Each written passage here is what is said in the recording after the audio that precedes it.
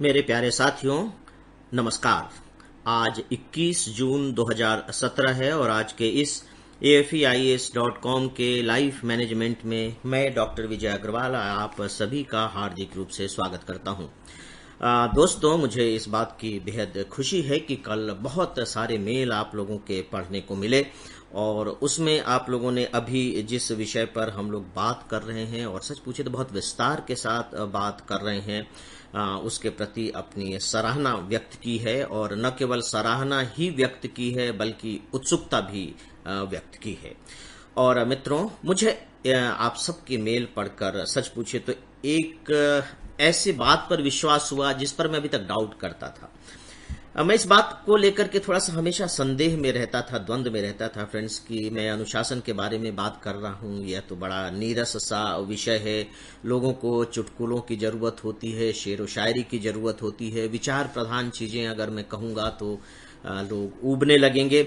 लेकिन मेरा यकीन तो विचार प्रधान चीजों पर है, क्योंकि मुझे ऐसा लगता है कि जब तक हमारा दिमाग किसी बात को, किसी विचार को आलोचनात्मक पूर्वक या यूं कह लीजिए कि व्याख्यात्मक पूर्वक एक्सप्लेनेटरी फॉर्म में नहीं समझ लेता, तब तक शायद वह हमारे व्यवहार में नहीं ढल पाता। और यही कारण है कि हम भारतीय बहुत सी चीजों को जानते हैं। हमारे जो ग्रंथ हैं, चाहे आप रामायण उठा लीजिए, महाभारत उठा लीजिए, वेद उठा लीजिए, पुराण उठा लीजिए और दूसरे नैतिक शास्त्र की किताबें उठा लीजिए, ज्ञान से भरी हुई है। और भारतीय, चाहे वो गांव का ही आदमी क्यों ना हो, अनपढ़ तो हो सकता है, मतलब उसको पढ़ना लिखना नहीं आता, लेकिन वह मूर्ख नहीं है। इन किताबों में जो ज्ञान भरा हुआ है, जो हमारा परंपरागत नॉलेज है, उनकी जानकारी उसे है। लेकिन क्या कारण है कि वो बातें हमारे आचरण में नहीं आ पाती हैं?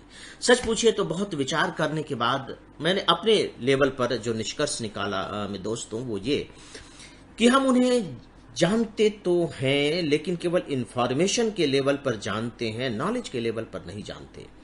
हम जिस रूप में जानते हैं उसका रूप क्या है, उसका प्रदूषित रूप क्या है, डिस्टॉर्टेड फॉर्म आप कह लीजिए क्या है, क्यों हम उसे सही रूप में नहीं समझ पा रहे हैं, कैसे हमने उसके सही रूप को अपनी सुविधा के अनुसार ढाल लिया है और पता लगा कि वो बिल्कुल ही गलत रूप में ढल गया है। तो इसका कारण मुझे जो नजर आया वो ये है कि उसके प्रति हमने एक आलोचनात्मक दृष्टि पैदा नहीं की। और जब हम आलोचनात्मक दृष्टि पैदा कर लेते हैं तो हम उसकी धुनाई करते हैं।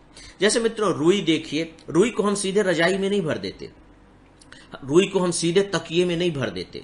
आप अब जब ठंड के दिन शुरू होंगे तो आप देखेंगे कि जगह जगह पर आपको धुन कर बैठे हुए मिलेंगे जो रुई की धुनाई करके उसे रजाई में भरते हैं। तो रुई की धुनाई करनी पड़ती है। तो जो विचार हैं, जो तथ्य हैं, जो नैतिकता के प्रतिमान हैं, हमारी परंपराएं हैं, जो बात हमसे करने के लिए कही जाती हैं, कहीं न कहीं उन पर हम थोड़ा विचार तो करें, उनकी थोड़ी धुनाई तो करें और धुनाई करने के बाद फिर अपने दिमाग की रजाई में उसे भर दें, दिमाग के तकिए में उसे डाल दें, तब फिर वह काम करेगी। मित्रों, इसीलिए मैं डिसिप्लिन पर आपसे विस्तार से बातें कर रहा हूं और इससे भी ज्यादा बल्कि मैं इसका श्रेय आपको देना चाहूंगा कि आप सब मुझे ऐसा करने के लिए प्रोत्साहित भी कर रहे हैं। अदरवाइज तो 5 मिनट में भी बात कह के खत्म की जा सकती है, लेकिन उससे बात बनेगी नहीं। बात हो तो जाएगी लेकिन बात बनेगी नहीं।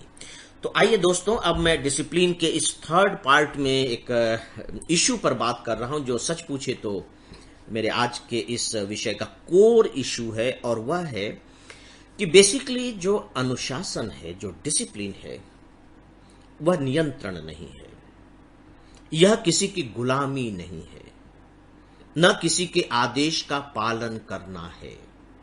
मित्रों, यह जो डिसिप्लिन है, जो अनुशासन है, मूलतः एक व्यवस्था है, एक सिस्टम है, एक प्रणाली है, एक प्रोसेस है।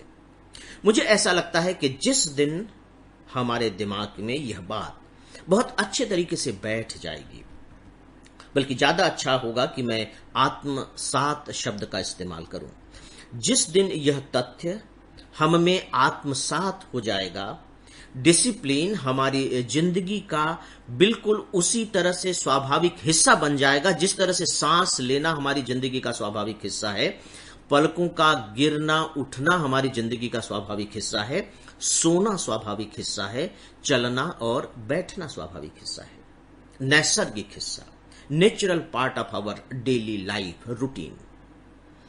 मित्रों, अब मैं इसे थोड़ा सा सिद्ध करना चाहूंगा। मैंने कहा कि जो डिसिप्लिन है वो एक प्रणाली है, एक व्यवस्था है। इसका मतलब यह हुआ कि आप पूरे के पूरे प्रकृति में देखिए, प्रकृति की बात छोड़िए, आप समाज में देखिए, समाज की बात छोड़िए, आप अपनी जिंदगी की रोजमर्रा की चीजों में देखिए, तो आपको एक बात बहुत साफ तौर पर दिखाई देगी कि जो भी चीज हो रही है, की जा रही है कि मैं बात नहीं कर रहा हूं, जो चीज हो जा रही है, यानी कि जिसके परिणाम निकल रहे हैं, और वो परिणाम उसी तरह से निकल रहे हैं जिस तरीके से हम चाहते हैं, तो वो तभी निकल रहे हैं जब उससे जुड़े हुए सारे काम एक व्यवस्था के तहत हो रहे हैं। यानी कि उसकी जो भी प्रक्रियाएं हैं उन प्रक्रियाओं का पालन किया जा रहा है। और जहां उन व्यवस्थाओं का अभाव है, उन प्रक्रियाओं में बाधा है, आप देखेंगे कि वहीं परिणाम के आने में भी बाधा हो जाएगी, या परिणाम आएंगे भी तो उस तरह के परिणाम नहीं आएंगे जिस तरह के परिणाम आने चाहिए थे। और मित्रों, इसे आप अपनी जिंदगी के रोजमर्रा की छोटी छोटी चीजों में देखिए। बड़ी बड़ी चीजों पर मत जाइए, मैं बड़ी चीजों की बात ही नहीं कर रहा हूं, मैं तो बहुत उन छोटी छोटी चीजों की बात कर रहा हूं, उन छोटी छोटी घटनाओं की बात कर रहा हूं जो अपने आप घटित हो रही हैं, या फिर हम उन्हें घटित होने दे रहे हैं, उसके लिए हम कारक हैं, हम घटित कर रहे हैं। तो आप पाएंगे कि इसके पीछे एक व्यवस्था काम कर रही है, एक प्रणाली काम कर रही है, और ये जो व्यवस्था होती है, ये जो प्रणाली होती है, इसी को जान लेना विज्ञान है, और उसे सुंदर बना देना कला है। इसीलिए आप देखिए कि हमारे यहां भोजन बनाने को पाक कला कहा गया। तो क्या पाक विज्ञान नहीं है? मुझे तो खाना बनाना नहीं आता, बिल्कुल नहीं आता, मैं तो कुछ भी नहीं बना सकता, मैं उसके विज्ञान को जानता ही नहीं हूं कि अगर मुझे आलू और गोभी की सब्जी बनानी होगी तो कैसे, तो मैं पहले आलू को गर्म करूंगा, फिर गोभी को गर्म करूंगा, कितने कितने मसाले डालूंगा, और मसाले डालने के बाद कितनी देर तक उसे रहने दूंगा, उसमें आंच कितनी रहनी चाहिए, मुझे कुछ भी नहीं मालूम है, तो मुझे वो नहीं आता। और जो ज्ञान है वो विज्ञान है। यदि मुझे ये आ जाता तो मैं इसके विज्ञान को जानने वाला बन जाता। इसके बावजूद इसे पाक कला क्यों कहा गया है हमारे यहां? इसलिए कहा गया है कि जो विज्ञान होता है वो हर कोई एक जैसा करता है, लेकिन कला एक जैसी नहीं होती। हाथ के बदलते ही उसका स्वाद बदल जाता है, उसका रूप बदल जाता है। चित्रकला, आप चित्र सीखते हैं, उसके नियमों और सिद्धांतों की पढ़ाई करते हैं तो वो विज्ञान है, लेकिन जब आप चित्र बनाते हैं तब वो कला हो जाती है। एक ही स्कूल से पढ़े हुए 40 विद्यार्थी जब बाद में जाकर चित्रकार बनते हैं तो पता लगता है कि उन सभी चित्रकारों के चित्र अलग अलग हैं। तो सिद्धांत तो एक ही था, लेकिन जब वो ढलकर व्यवहार में आया तो अलग अलग हो गया, तो वो कला हो गई। और यही आलू गोभी की सब्जी के साथ होता है। घर में 10 लोग अगर आलू गोभी की सब्जी बनाए तो आप देखेंगे, एक बड़ा इंटरेस्टिंग फैक्ट है कि 10 के द्वारा बनाई गई आलू सब्जी का स्वाद अलग अलग है, बावजूद इसके कि उनका सिद्धांत एक ही है। दोस्तों, ये क्या है? ये कोई बहुत बड़ा रहस्य नहीं है, बावजूद इसके कि ये रहस्य है। रहस्य तो वही है ना, जब हम जानते नहीं हैं, जान लेते हैं तो वह रहस्य नहीं होता है। अब जिंदगी की छोटी छोटी चीजों को देखिए तो उन चीजों में आपको एक व्यवस्था दिखाई देगी। फ्रेंड्स, हम सांस ले रहे हैं, आपको नहीं लगता कि इसमें एक व्यवस्था है? और कितनी परफेक्ट व्यवस्था है। हम सांस लेते हैं, छोड़ते हैं, सांस लेते हैं, छोड़ते हैं। लेकिन जब आप थोड़ी सी दौड़ लगाते हैं तो आप क्या करते हैं? क्या आप उसी स्पीड से अभी भी सांस ले रहे हैं? जैसे ही आप थोड़ी सी दौड़ लगाते हैं, आपकी बॉडी ऑक्सीजन की ज्यादा मांग करने लगती है, क्योंकि आपकी एनर्जी ज्यादा खर्च हो चुकी है। तो आप उस मांग को पूरा करने के लिए तेजी से सांस लेना शुरू करते हैं। तेजी से लेते हैं और तेजी से छोड़ते हैं, जिसे सांस चलना कहते हैं। उसकी सांस तेज चल रही है। आप देख रहे हैं कि ये सब कुछ ऑटोमेटिक हो रहा है। अब आप थोड़ा सा इस विज्ञान को डिस्टर्ब कर दीजिए, इस प्रणाली की प्रक्रिया में थोड़ी सी बाधा डाल दीजिए। बाधा ये कि आपको बहुत तेज सांस लेने की जरूरत महसूस हो रही है। आपने 1000 मीटर की दौड़ लगाई है और अब दौड़ खत्म हो गई है। तो आप देखिए कि कभी तो उस जो ऑक्सीजन की जरूरत है उसकी मात्रा को पूरा करने के लिए नाक पर्याप्त नहीं होता, तो हम मुंह खोलकर, मुंह और नाक दोनों से सांस लेने लगते हैं। उस समय आप मुंह को खुला मत रखिए और देखिए कि हालत क्या हो जाएगी। या आप उसी तरह से सांस लेने की कोशिश कीजिए जैसे कि हम सोते समय सांस लेते हैं, तब आप देखिए कि क्या हालत हो जाएगी। गड़बड़ी हो जाएगी, हालत खराब हो जाएगी। यानी कि हुआ क्या यहां? हुआ कुल मिलाकर यह कि जो सांस लेने का जो विज्ञान था, सांस लेने का जो अनुशासन था, सांस लेने की जो व्यवस्था थी, सांस लेने की जो प्रणाली थी, उसमें हमने बाधा डाल दी। हम खाना खाते हैं, भोजन करते हैं, आप देखिए कि भोजन करते करते कभी भोजन हमारी सांस की नली में फंस जाता है ना? हम बेचैन हो जाते हैं, परेशान होने लगते हैं, पानी पी करके उसे निकालने की कोशिश करते हैं। आप देखिए कि वो बेचैनी किस स्तर की होती है, लगता है कि सांस घुट जाएगी, अब जिंदगी खत्म हो गई। यानी कि जहां जो चीज जानी चाहिए उसकी जगह पर कोई दूसरी चीज चली गई।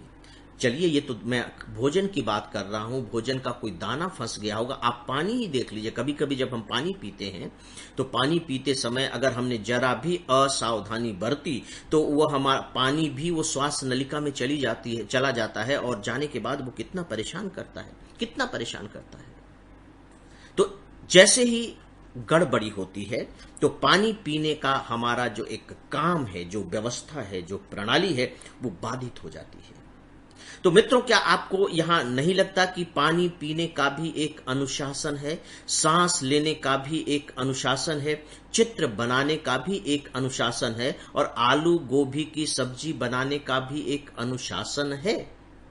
तो वहां जब हम इन सब अनुशासन को मान रहे हैं, स्वीकार कर रहे हैं, तो फिर अनुशासन शब्द को व्यापक रूप में स्वीकार करने में दिक्कत क्या हो रही है?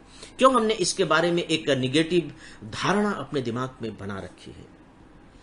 मित्रों, मेरी इस बात पर आप सब पूरी संवेदनशीलता के साथ गंभीरता पूर्वक विचार कीजिएगा, क्योंकि मैं एक ऐसे, सच पूछे तो बड़े मुद्दे पर बात कर रहा हूं जो मुझे लगता है कि यदि हमने इस मुद्दे को बहुत अच्छे तरीके से समझ लिया तो हमारे जीवन की गुणवत्ता में बहुत जबरदस्त परिवर्तन आ जाएगा। तो दोस्तों, अब वक्त हो चला है। मैं अब आज के इस लाइफ मैनेजमेंट को यहीं समाप्त करने की आप सबसे इजाजत चाहता हूं।